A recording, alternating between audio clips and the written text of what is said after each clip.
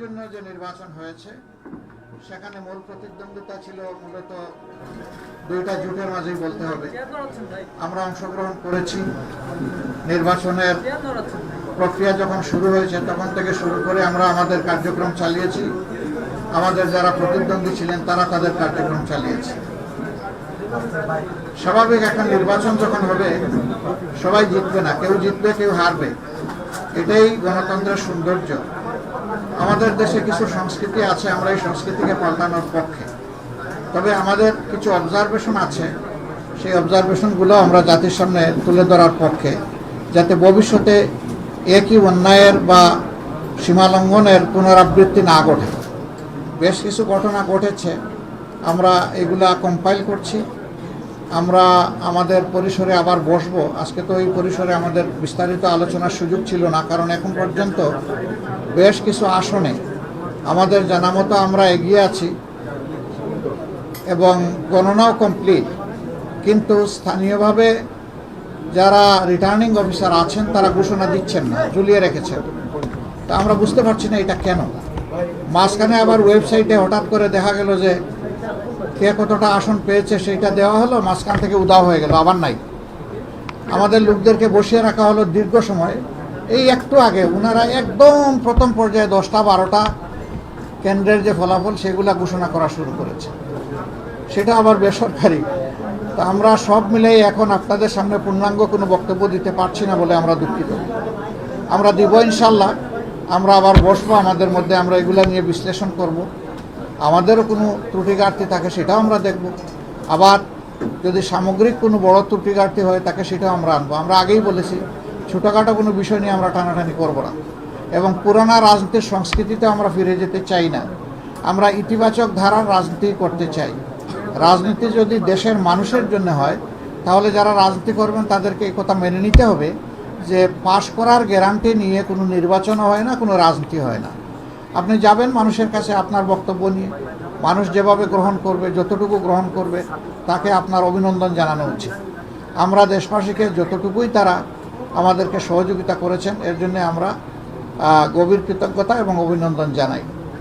আর আমরা আশা করছি যে খুব দ্রুতই সরকার তার অফিসিয়াল রেজাল্ট পাবলিশ করার সাথে সাথে আমরা আবার আপনাদেরকে কষ্ট দেব। তখন আমরা আমাদের চূড়ান্ত দৃষ্টিভঙ্গি জাতিকেও জানিয়ে দিব, আপনাদেরকেও জানিয়ে দিব।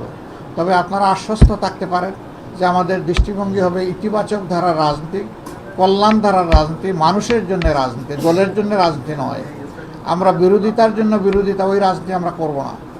আমরা কোরআনের একটা মূলনীতি আছে, তাওয়ানু আলাল বিররি ওয়াত তাকওয়া ওয়ালা তাওয়ানু আলাল ইসমি ওয়াল উদওয়ান, যে তোমরা ভালো কাজে সহযোগিতা করো, আর কাজটা যদি মন্দ হয়, অকল্যাণকর হয়, তাহলে তোমরা তার বিরোধিতা করো অথবা তোমরা সহযোগিতা থেকে বিরত থাকো।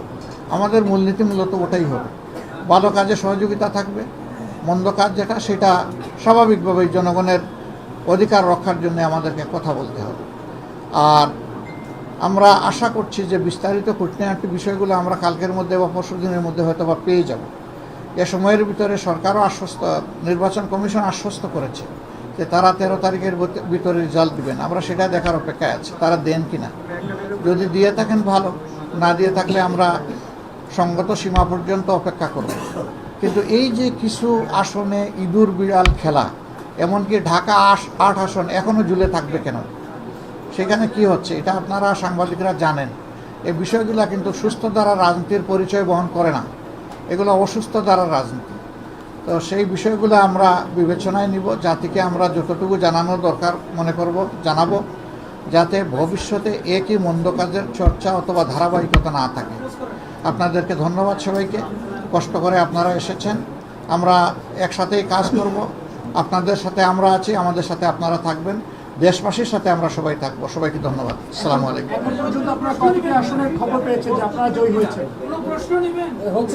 আমরা খুব নিতে চাচ্ছি না, এই কারণে রাত তো অনেক হয়ে গেছে, আর এখন তো ফাইনাল কিছু বলতেও পারবো না। যেমন এক ভাই প্রশ্ন করেছেন যে কতটা আসনে আমরা এখন পর্যন্ত বিজয়ী হয়েছি, এটার তো কোনো সঠিক উত্তর নাই আমাদের কাছে, কারণ বেশ কিছু আসন ঝুলিয়ে রাখা হয়েছে।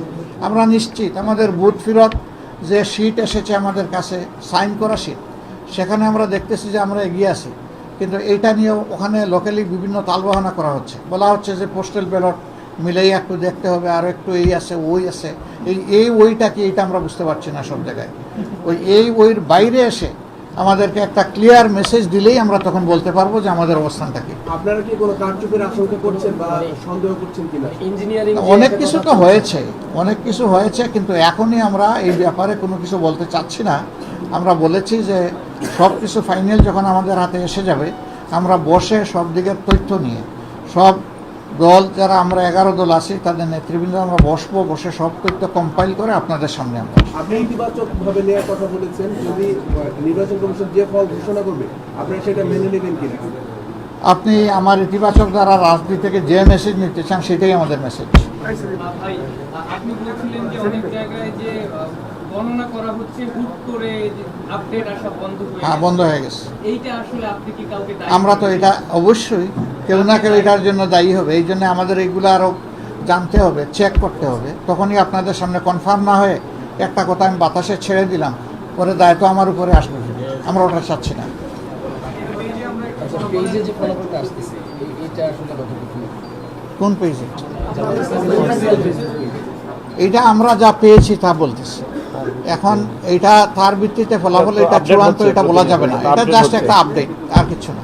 নাহিদ ভাইয়ের ব্যাপারে কি কোনো আপডেট এসেছে? যদিও কার?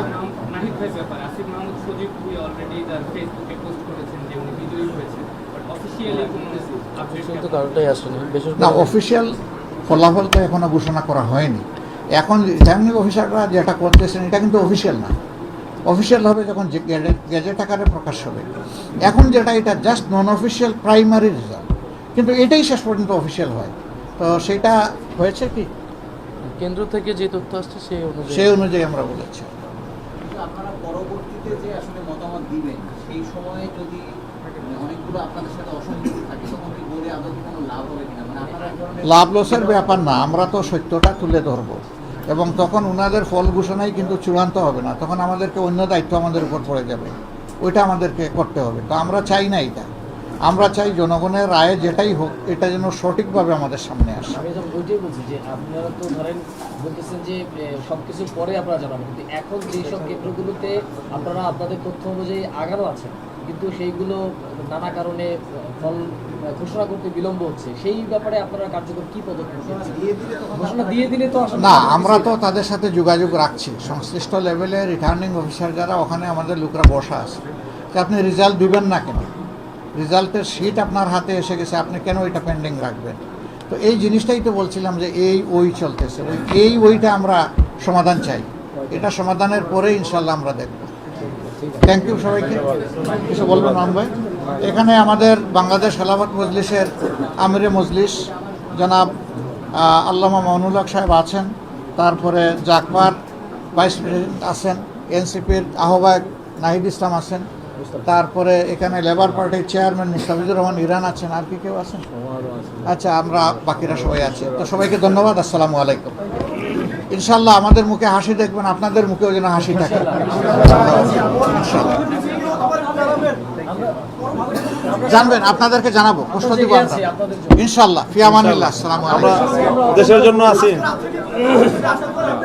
না না, আজকে রাত্রে আর কিছু হবে না। আজকে রাত্রের জন্য আপনাদেরও ছুটি, আমাদেরও ছুটি।